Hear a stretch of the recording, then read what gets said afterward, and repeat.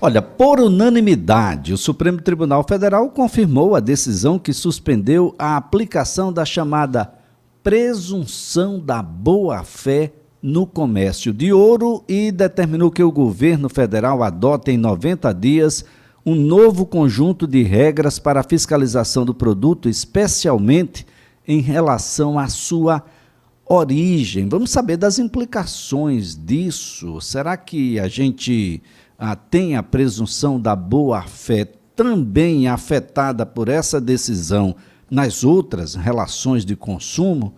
Quem está na linha e passa a conversar conosco é advogado, especialista em direito do consumidor, doutor Eduardo Costa, quem a gente agradece, viu, doutor, por nos atender. Um bom dia. Bom dia, Elias. Bom dia aos ouvintes da rádio. Bom, doutor, o que é que a gente pode entender ou deve entender por presunção da boa-fé? Bom, Elias, todos os negócios em geral, a gente tem que partir da presunção de que as pessoas agem, né, de boa-fé. Boa-fé pressupõe uma conduta,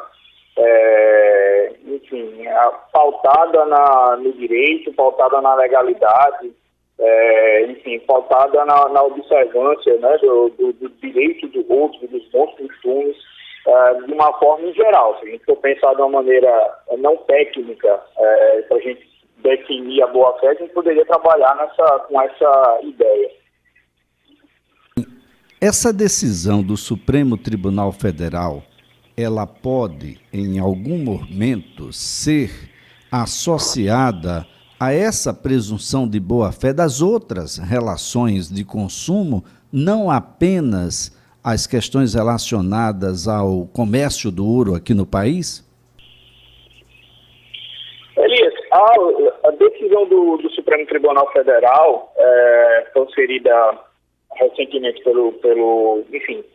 referendando a decisão liminar do ministro Gilmar Mendes, ela não vai ter nenhum impacto concreto para o consumidor final, né? Para aquela pessoa que vai a uma joalheria ou a um ourives, no centro da cidade, em outra localidade, para adquirir uma joia ou pedir a confecção de uma joia em ouro especificamente falando. A decisão do STF, no fim das contas, ela trata muito mais do problema da compra, venda e transporte de ouro. O que o Supremo decidiu está muito mais relacionado com a origem, de onde esse ouro é extraído, em que condições esse ouro ele é extraído, né? E como é que esse ouro é comercializado. Então, quando a gente tem aqui a suspensão da presunção da lei, porque a lei fala numa presunção de boa-fé e de legalidade da extração do ouro, né? E aí a gente está pensando no fluxo originário. Esse ouro ele vai ser extraído, tá? De algum garimpo autorizado, porque o Estado brasileiro, né, o ouro ele só pode ser tirado de garimpos autorizados em tese, deveria ser de garimpos autorizados, e aí teria todo um tratamento para que esse ouro fosse retirado de garimpo e ele fosse entregue, enfim, a quem a cadeia, digamos assim, fornecedora que vai comercializá-lo. Então, para o consumidor final não muda nada. O que foi decidido trabalha aqui nesse percurso entre o garimpo e a chamada primeira aquisição. O que o Supremo decidiu é sobre a prova de regularidade da primeira aquisição do ouro. Então, a forma como era trabalhada para determinar a presunção de boa-fé e legalidade, o que constava na lei, o Supremo está assustando os efeitos daquilo que constava na norma, para que, como foi dito na chamada, o Estado ele possa reavaliar a forma com que isso é feito. Bem, muitas vezes, doutor Eduardo, as pessoas se comprometem nas relações de negócios o cumprimento de determinadas obrigações e às vezes a gente tem que acreditar nessa boa-fé e até de forma subjetiva, não é, doutor? De modo que boa-fé não é algo assim tão amorfo ao ponto da gente não saber o seu significado na conduta realizada. Mas em determinado momento, muita gente quer desdizer aquilo que disse e não chega à conclusão de que o contrato ele também se manifesta quando a gente fala, quando a gente acorda, quando a gente diz, olha, eu aceito, e o outro diz que aceita também, doutor. Isso é verdade, Elias. Mas assim, embora o contrato ele possa ser tanto verbal quanto escrito, né, quanto mais provas uma pessoa tiver em qualquer situação negocial, daquilo que ela celebrou de maneira escrita, é melhor. Então, o que é que o nosso ouvinte, o que é que o consumidor tem que ter como cuidado, como atenção? Ele vai adquirir um produto, principalmente quando a gente está falando de ouro, que é que é um metal precioso, um metal de alto valor, vai adquirir qualquer peça, qualquer joia, né? Se ele está adquirindo no comércio, é direito dele adquirir mediante nota fiscal, tá? Porque a nota fiscal que vai ser que vai dar a comprovação, a legitimidade, a presunção de boa-fé daquela propriedade que ele está adquirindo. Até para evitar eventuais problemas em relação a terceiros. Em caso de eventualmente o produto ser roubado, furtado, alguma coisa dessa natureza, né? E se você vai fazer a aquisição de uma pessoa para outra, você vai adquirir, eu ou o Eduardo irei adquirir de Elias, que se pegue um recibo, que se coloque no papel, para que pelo menos você tenha a prova, né, da legítima aquisição daquele bem, né, para que fique caracterizada a boa-fé. A boa-fé não precisa do papel, mas com o papel a gente já consegue presumir essa boa-fé com muito mais facilidade. E como problemas que possam ir para o Poder Judiciário vão se resolver com provas, a prova escrita, nesse caso, é muito mais fácil do que, eventualmente, você precisar de testemunhas, né, que atestem que, de fato, as pessoas conversaram aquilo e fizeram, enfim, um negócio naqueles termos. Então, assim, traz mais segurança fazer o negócio jurídico através da forma escrita mesmo. Bem, doutor Eduardo, apesar do estado de Alagoas não ser visto como estado produtor desse minério, não é incomum a gente encontrar no comércio da cidade, por exemplo, aquelas placas, compra-se ouro, vende-se ouro, e é claro que nesse momento deve ter um número expressivo de casais que estão em busca, né, daquela aliança que vai simbolizar aquela união que é pretendida, e muita gente às vezes não leva em consideração a origem desse ouro em que está sendo colocado nesse símbolo da união. E posteriormente se desfazer desse ouro que ali está formatado numa aliança pode ser um problema. Imaginar se você precisar, por exemplo, ir num penhor ou coisa nesse sentido, a gente não deveria comprovar, doutor, em tese, a origem daquilo que a gente está manifestando?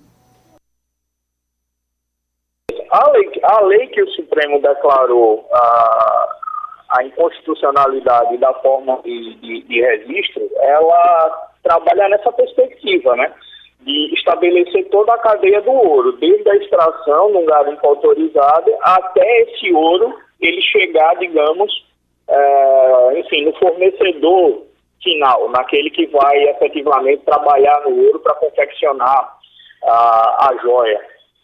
Pensando na perspectiva direta do consumidor, obviamente. A gente pode pensar no ouro, tem que ser transformado numa barra, né, para ser trabalhado como valor econômico, como um investimento.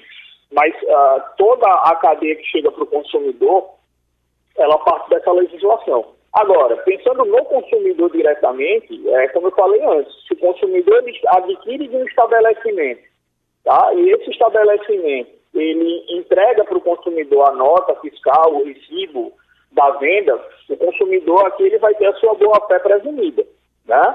Quem teria que eventualmente trabalhar em cima dos estabelecimentos para fazer a verificação da origem do material que está sendo adquirido é o Estado, seja através dos órgãos de fiscalização fazendária para verificar a origem, a procedência, né, se houve o recolhimento dos respectivos tributos ou não, enfim, uma eventual denúncia que possa ser feita para que o Estado vá lá e exerça o seu poder de polícia, mas pensando na perspectiva direta do consumidor que vai a uma loja no shopping, no comércio do centro, enfim, qualquer estabelecimento, basta que ele comprove efetivamente o efetivo pagamento daquela quantia que foi anunciada e que ele consiga comprovar efetivamente a aquisição legítima desse bem. Então, a gente vai estabelecer a cadeia de legitimidade para o consumidor nesse sentido. É bem verdade que quando a gente fala hoje de joias, de metais preciosos, de pedras preciosas, tem crescido um movimento, né, para que se pense na origem de onde veio esse produto.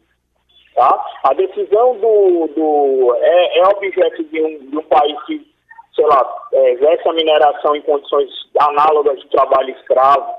A preocupação do Supremo nesse caso, Elias, nesse julgamento em questão aqui, foi o seguinte: para se estabelecer a proteção para que não haja garimpos ilegais, principalmente em terras indígenas.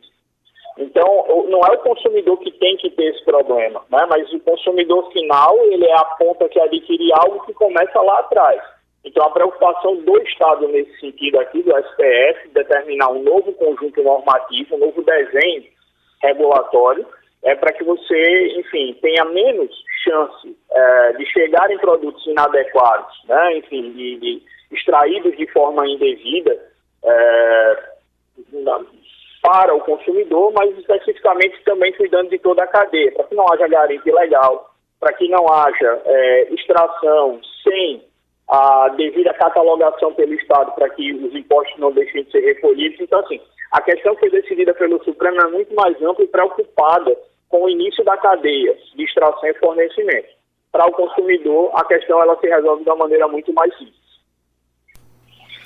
Muito bem, doutor Eduardo, eu falo isso, nós estamos nos aproximando de uma data importante para o varejo, uma data onde os advogados que estão na seara do consumo ficam sempre muito atentos, que é o Dia das Mães, uma das principais datas do varejo.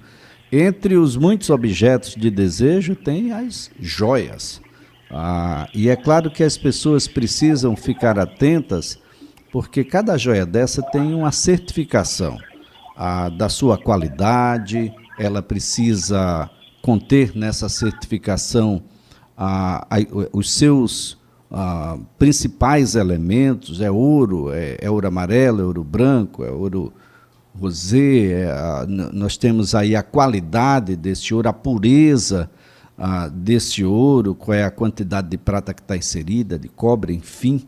E isso tudo porque nós estamos falando sobre investimento, né, doutor? Em determinados casos, isso se valoriza ou não. No passado, o ouro já teve um peso extremamente relevante, inclusive para as nações, doutor. Sim, sim. E pegando esse gancho que você está falando, o consumidor tem direito, tá, à obtenção do certificado de origem, porque se porventura, né, pensando especificamente na data de Dia das Mães ou datas festivas, ele adquire um produto que ele julga ser um metal precioso e porventura não é, ou esse metal ele tem uma qualidade inferior àquela que foi anunciada, por exemplo, a gente pode falar aqui do ouro 18, do ouro 24, enfim.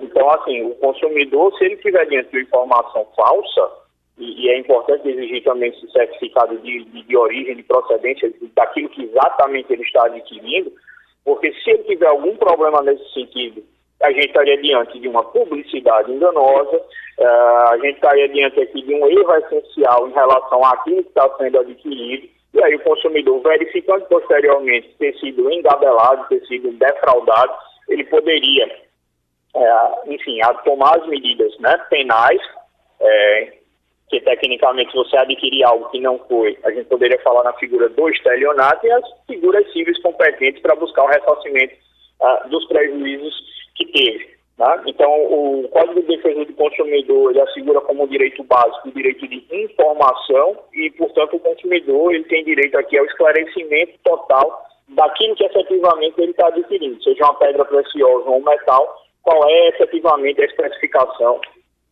e a origem daquele bem, daquele produto. É importante um despertar de consciência também para esses dados. Muito bem, doutor Eduardo, eu quero antes de mais nada lhe agradecer pela gentileza de nos atender, pela colocação sempre muito acessível com que o senhor aborda os temas relacionados ao consumo aqui. Alguém pode imaginar que ouro é uma coisa muito longe, mas tem aplicabilidade em equipamentos médicos, tem aplicabilidade na computação, tem aplicabilidade aquela que a gente que está mais externa, que a gente entende, das joias, enfim, dos acessórios todos a que nós estamos nos colocando, mas o elemento fundamental é a questão da boa-fé. Sem a boa-fé, a gente vai para o escambo selvagem, e isso definitivamente não é interessante. É muito bom que as pessoas possam compreender de que pela legalidade a gente vai estar sempre coberto, e a boa-fé é o elemento fundamental para que a gente possa regrar absolutamente tudo na nossa vida, e é também tão importante que ela é uma regra, é um princípio das relações de consumo. E o doutor Eduardo tem colocado sempre isso aqui com muita fidedignidade. Doutor Eduardo.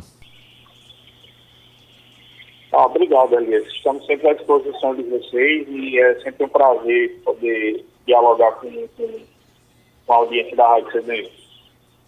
Doutor Eduardo Costa, muito obrigado mesmo, viu? Um ótimo dia para o doutor. Igualmente, um abraço. Bom dia a todos. Doutor Eduardo Costa é advogado, especialista em direito do consumidor, conversando conosco aqui sobre essa decisão unânime do Supremo Tribunal Federal, que confirmou aí, né, suspendeu a aplicação da chamada presunção da boa-fé no comércio de ouro e determinou, o governo federal, 90 dias para que adote um novo conjunto de regras para a fiscalização do produto, especialmente em relação à sua origem, de onde esse ouro veio. Não nasce em árvore, né? Ele deve ter sido prospectado em algum lugar. Esse lugar tinha autorização para prospecção de ouro, para mineração. Da mineração, quanto saiu de ouro de lá, para onde foi, quem beneficiou, para que a gente, que é consumidor final, entenda da origem desse ouro, de onde é esse ouro, qual foi o peso social que foi pago para que esse ouro chegasse aí até a sua orelha, o seu pulso, o seu braço, enfim, ou aos elementos todos em que ele tem aplicabilidade.